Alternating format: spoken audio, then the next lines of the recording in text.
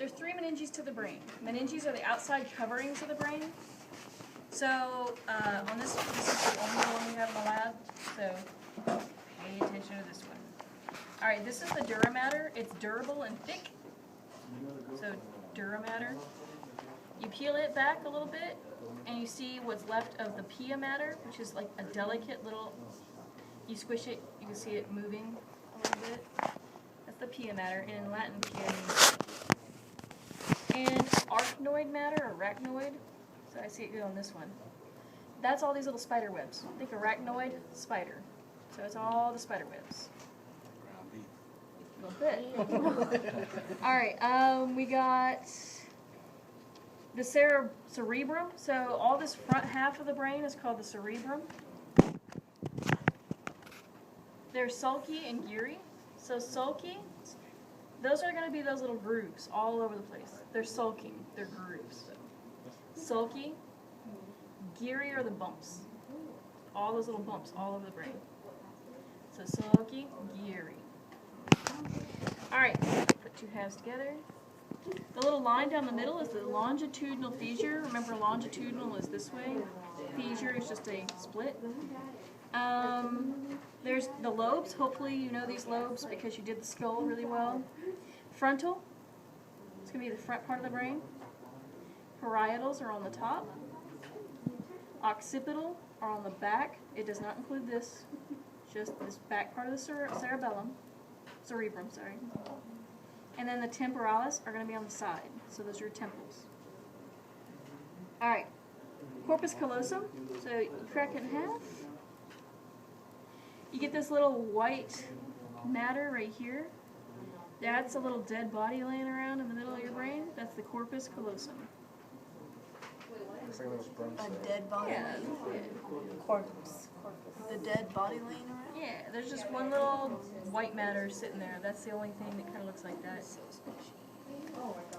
I'm going to have you crossing out a lot of stuff, so people with recorders, just be sure to remember to cross this stuff out.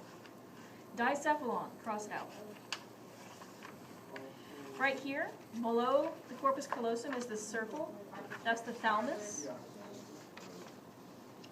What's the thalamus? Right here, this little circle. You got the intermediate mass. It's a texture change in the thalamus. Cross it out. Epithalamus, it's above the pineal gland. Cross it out.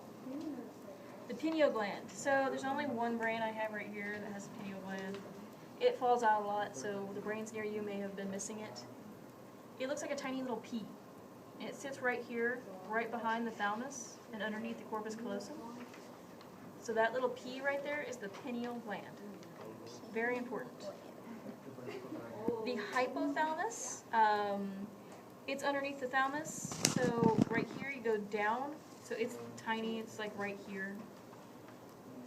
That's the hypothalamus. The pituitary gland, it's above the optic chiasma. A lot of these brains are missing it, so I'm going to use this one. I'll wash this brain later. All right, so that's that one right there. On these models, all the brains that used to have them didn't anymore because they were lazy in their dissections. So they're like a little heart? It's that little ball right there at the bottom. That's the pituitary gland. It rides the sella turcica. So you remember in the skull there's that little saddle? Yeah, it's riding that saddle. It sits right on it. So pituitary gland. Optic chiasma. So underneath the brain, there's this little thing. Imagine it goes off into the eye. It's supposed to look like a little U. You'll see in your book what it's supposed to look like. But just know that this is the optic chiasma. Scratch out coracoid plexus. All right, you got the brainstem. Brainstem starts right here, right on the hypothalamus, and goes all the way down. So the first part of the brainstem is the midbrain. So you can see it really good right there. It's a nice circle. Midbrain. I don't know if anybody over there can see. Midbrain. Try to get 2 halves together. Midbrain. Pons is the first bump. So look right underneath this cerebellum. There's a little bump right here. That's the pons. And then medulla oblongata. Mama said medulla. It actually does control aggression, so you may have learned something from the water boy. So right there. I'm gonna do the up and down. Oh, it's right on it. All right, this big cabbage-looking thing on the back is called a cerebellum. You split it in half, and you get this beautiful little tree. That's called the arbor vitae, tree of life. This thing is in charge of your breathing, your digestion, everything that keeps you alive. So that really is a literal meaning. That's your tree of life.